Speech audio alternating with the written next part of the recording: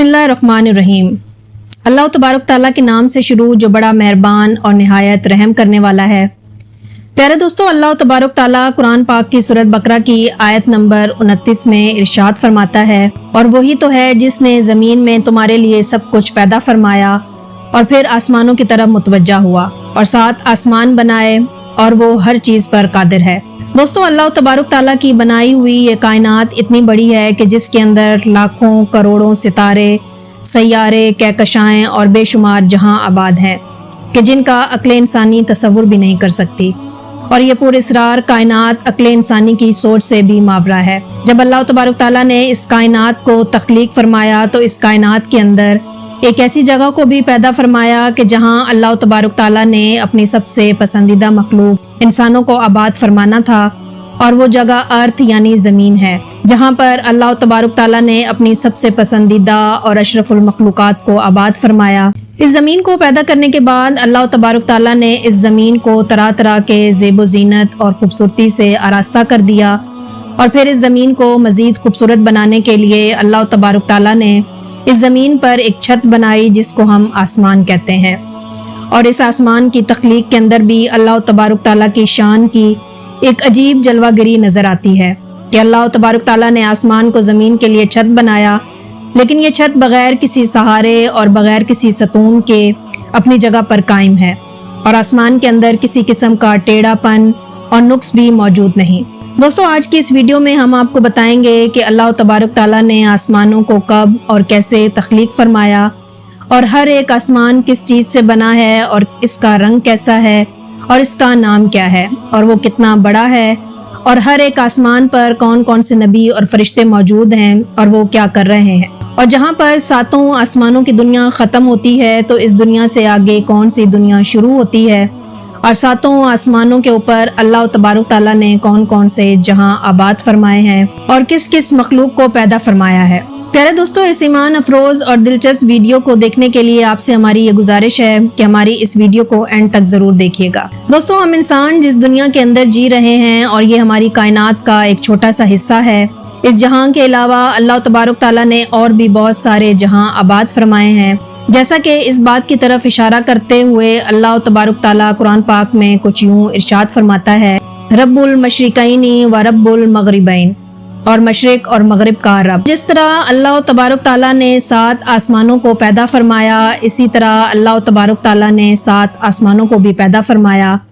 और ये 7 आसमान कौन कौन से हैं और ये किस तरह के हैं, और इन 7 आसमानों पर कौन कौन सी मखलूकात आबाद हैं, इनका तफसीली जिक्र हमें हज़ूर अकरम सल्लल्लाहु अलैहि वसल्लम के एक सफ़र से मिलता है। इसको सफ़र मेराज कहते हैं। सफ़र मेराज एक ऐसा मोहब्बत भरा सफ़र था कि जब महबूब ने अपने महबूब से मुलाकात करने का इरादा फरमाया तो अल्लाह तबारक ताला ने पूरी कायनात को ही मुज़य्यन फरमा दिया, और फिर रात के एक पहर के अंदर अल्लाह तबारक ताला ने अपने महबूब को अपनी कुल कायनात की सैर करवाई और अपनी पाक ज़ात का ख़ास दीदार अता फरमाया। दोस्तों, जब मिराज की रात हज़ूर अकरम सल्लल्लाहु अलैहि वसल्लम जिब्राइल अलैहिस्सलाम के हमरा आसमानों के सफ़र की तरफ रवाना हुए तो हज़ूर अकरम सल्लल्लाहु अलैहि वसल्लम मुख्तलिफ मकामात से होते हुए पहले आसमान पर पहुँचे। बाज़ रिवायात के मुताबिक पहले आसमान का नाम रुकैया है और ये पानी से बना है और ये दूध से ज़्यादा सफ़ेद है। जब हज़ूर अकरम सल्लल्लाहु अलैहि वसल्लम पहले आसमान पर पहुँचे तो वहाँ पर आपकी मुलाकात हज़रत इब्राहीम अलैहिस्सलाम और हज़रत हव्वा रज़ियल्लाहु ताला अन्हा से हुई। उसके बाद हज़ूर अकरम सल्लल्लाहु अलैहि वसल्लम ने आगे का सफ़र शुरू किया और आप दूसरे आसमान पर पहुँचे। इस दूसरे आसमान का नाम बाज़ रिवायात के मुताबिक असफलून और बाज़ रिवायात के मुताबिक अरकलून है, और ये आसमान ख़ास सफ़ेद चांदी से बना हुआ है और बाज़ रिवायात के मुताबिक सफ़ेद मोतियों से बना हुआ है। इस आसमान के फरिश्ते अल्लाह तबारक ताला के हजूर क़याम की हालत में खड़े हैं। इस दूसरे आसमान पर हज़ूर अकरम सल्लल्लाहु अलैहि वसल्लम ने हज़रत ईसा और हज़रत याह्या अलैहिस्सलाम से मुलाकात फरमाई। उसके बाद हज़ूर अकरम सल्लल्लाहु अलैहि वसल्लम ने आगे का सफ़र शुरू किया और आप सल्लल्लाहु अलैहि वसल्लम हज़रत जिब्राइल अलैहिस्सलाम के हमरा तीसरे आसमान पर पहुंचे। इस तीसरे आसमान का नाम किद्दूम है जो कि लोहे का बना है और बाज़ रिवायात के मुताबिक सुर्ख याकूत से बना है। इस आसमान के फरिश्ते अल्लाह तबारक ताला के हजूर रुकू की हालत में मौजूद हैं और अल्लाह तबारक ताला की हम्दो सना बयान कर रहे हैं। इस आसमान पर हज़ूर अकरम सल्लल्लाहु अलैहि वसल्लम की मुलाकात हज़रत यूसुफ अलैहिस्सलाम से हुई اور بعض روایات کے مطابق اس آسمان پر حضرت ملک الموت علیہ السلام بھی موجود ہیں۔ اس کے بعد حضور اکرم صلی اللہ علیہ وسلم نے آگے کا سفر شروع کیا اور آپ صلی اللہ علیہ وسلم چوتھے آسمان پر پہنچے۔ اس چوتھے آسمان کا نام مایون یا معونہ ہے۔ بعض روایات کے مطابق یہ پیتل اور بعض روایات کے مطابق یہ سفید موتی سے بنا ہے۔ اس آسمان کے فرشتے اللہ تبارک تعالیٰ کے حضور ہر وقت سجدے میں پڑے ہوئے ہیں اور اللہ تبارک تعالیٰ کی حمد و ثنا بیان کر رہے ہیں۔ اور معراج کی رات اس آسمان پر حضور اکرم صلی اللہ علیہ وسلم کی ملاقات حضرت ادریس علیہ السلام سے ہوئی۔ اس کے بعد حضور اکرم صلی اللہ علیہ وسلم نے آگے کا سفر شروع کیا اور آپ 5ویں آسمان پر پہنچے۔ بعض روایات کے مطابق یہ ریکا یا رب ہے۔ یہ آسمان بعض روایات کے مطابق سونے اور بعض روایات کے مطابق چاندی سے بنا ہے۔ اس آسمان کے فرشتے اللہ تبارک تعالیٰ کے حضور ہر وقت اس کے خوف سے رو رہے ہیں، اور اس آسمان پر حضور اکرم صلی اللہ علیہ وسلم کی ملاقات حضرت ہارون علیہ السلام سے ہوئی۔ اور بعض روایات میں آتا ہے کہ اسی آسمان پر جہنم کے دروغہ مالک بھی یہیں آباد ہیں۔ اس کے بعد حضور اکرم صلی اللہ علیہ وسلم نے آگے کا سفر شروع کیا اور آپ 6 آسمان پر پہنچے، جہاں پر آپ کی ملاقات حضرت موسیٰ علیہ السلام سے ہوئی۔ اس آسمان کا نام بعض روایات کے مطابق تکنا اور بعض روایات کے مطابق دفت ہے، اور یہ آسمان سونے اور سرخ رنگ کے پتھروں سے بنا ہے، اور بعض روایات کے مطابق زرد رنگ کے یاقوت سے بنا ہے۔ اور اس آسمان کے فرشتے ہر وقت اللہ تبارک تعالیٰ کی حمد و ثنا اور تسبیح بیان کرتے ہیں، اور اسی آسمان سے سدرۃ المنتہا درخت کی جڑیں شروع ہوتی ہیں، اور سدرۃ المنتہا درخت کے شاخیں 7ویں آسمان تک جاتی ہیں۔ پیارے دوستو، سدرۃ المنتہا یہ ایک بیری کا درخت ہے جس کے پھل مٹکوں کی طرح ہیں، اور اس کے ہر ایک پتے پر دنیا میں آنے والے ہر ایک انسان اور جاندار کا نام تحریر ہے۔ یعنی اس دنیا کے اندر قیامت تک جتنے بھی انسان آئیں گے اور جتنے بھی حیوانات یا پرندے آئیں گے، ان سب کے نام اس درخت کے ہر پتے پر تحریر ہیں۔ اس درخت کے بارے میں حضور اکرم صلی اللہ علیہ وسلم نے ارشاد فرمایا، جب معراج کی رات اللہ تبارک تعالیٰ کے حکم نے اس درخت کو ڈھانپ لیا تو اس درخت کے رنگ اس طرح بدلے جن رنگوں کو میں بھی نہیں جانتا، اور دنیا کی ہر چیز بھی ان رنگوں کی خوبصورتی کو بیان نہیں کر سکتی۔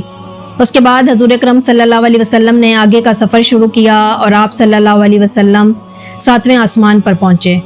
اس آسمان کا نام اریبہ اور بعض روایات کے مطابق اریب ہے، اور یہ آسمان اللہ تبارک تعالیٰ کے نور اور سفید روشنی سے بنا ہے، اور یہ نور ایسا خاص قسم کا نور ہے کہ جس کو انسان سمجھ ہی نہیں سکتا۔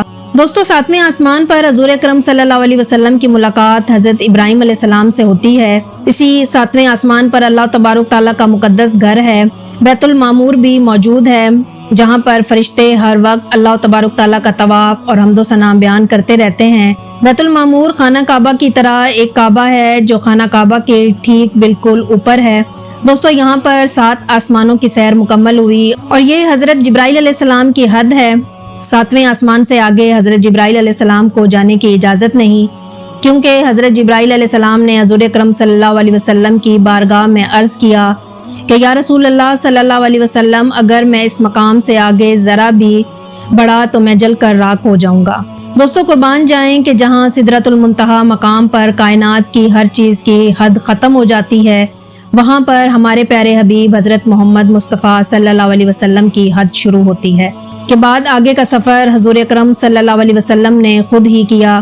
اس کے بعد حضور اکرم صلی اللہ علیہ وسلم نے عرش کی سیر کی اور کرسی کی سیر کی، اور پھر اللہ تبارک تعالیٰ کے حکم اور شان کے مطابق اللہ تبارک تعالیٰ کی پاک ذات سے ملاقات کی، اللہ تبارک تعالیٰ کی پاک ذات سے کلام کیا، اور اللہ تبارک تعالیٰ کی پاک ذات کا دیدار کیا۔ دوستو، اب بات کرتے ہیں کہ یہ 7 آسمان کتنے بڑے ہیں اور ان کا سائز کتنا ہے۔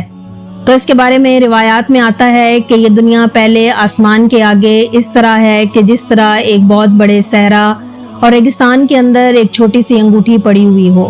ہماری دنیا اس پہلے آسمان کے آگے ایک بہت بڑے ریگستان میں پڑی ہوئی ہے، چھوٹی سی انگوٹھی کی مانند ہے، اور پہلا آسمان بہت بڑے ریگستان کی مانند ہے۔ اسی طرح پہلا آسمان دوسرے آسمان کے آگے ایک چھوٹی سی انگوٹھی کی مانند ہے، اور دوسرا آسمان ریگستان کی مانند ہے۔ پھر اسی طرح ہر ایک آسمان دوسرے آسمان سے اسی طرح بڑا ہے۔ پھر اس کے بعد یہ پوری کائنات اور 7 آسمان اللہ تبارک تعالیٰ کے عرش کے آگے ایسے ہیں جیسے ایک ریگستان میں چھوٹی سی انگوٹھی پڑی ہو۔ اور پھر اللہ تبارک تعالیٰ کا عرش اور یہ ساتوں آسمان اور یہ کل کائنات اللہ تبارک تعالیٰ کی کرسی کے آگے اس طرح ہیں جیسے ایک ریگستان کے اندر چھوٹی سی انگوٹھی پڑی ہو۔ پیارے دوستو، اللہ تبارک تعالیٰ کا عرش اور اللہ تبارک تعالیٰ کے عرش کے بعد اللہ تبارک تعالیٰ کی کرسی اس کائنات کی تمام تر مخلوقات میں سب سے بڑی مخلوق ہے، اور اللہ تبارک تعالیٰ کا عرش اور کرسی کتنے بڑے ہیں اس کے بارے میں صرف اللہ تبارک تعالیٰ کی ذات ہی بہتر جانتی ہے۔ دوستو، بات کرتے ہیں کہ اللہ تبارک تعالیٰ نے زمین کے اوپر 7 آسمانوں کو بنایا اور 7 آسمانوں کے اوپر اپنے عرش کو بنایا، عرش کے اوپر کرسی کو پیدا فرمایا، تو اللہ تبارک تعالیٰ نے عرش اور کرسی کے اوپر کون سے جہاں کو پیدا فرمایا اور عرش اور کرسی کے اوپر کون سا جہاں آباد ہے؟ تو اس کے بارے میں روایات میں آتا ہے کہ اللہ تبارک تعالیٰ کے عرش اور کرسی کے اوپر ایک نور کا صحرا ہے جہاں ہر طرف نور ہی نور ہے، اور یہ نور کا صحرا کتنا بڑا ہے اس کے بارے میں صرف اللہ تبارک تعالیٰ کی ذات ہی بہتر جانتی ہے۔ میں امید کرتی ہوں کہ آپ کو ہماری آج کی ویڈیو بھی پسند آئی ہوگی۔ اگر ہماری ویڈیو پسند آئی ہو تو ہمارے چینل کو سبسکرائب کریں۔ ملتے ہیں نیکسٹ ویڈیو میں، تب تک کے لیے مجھے دیں اجازت۔ اللہ حافظ۔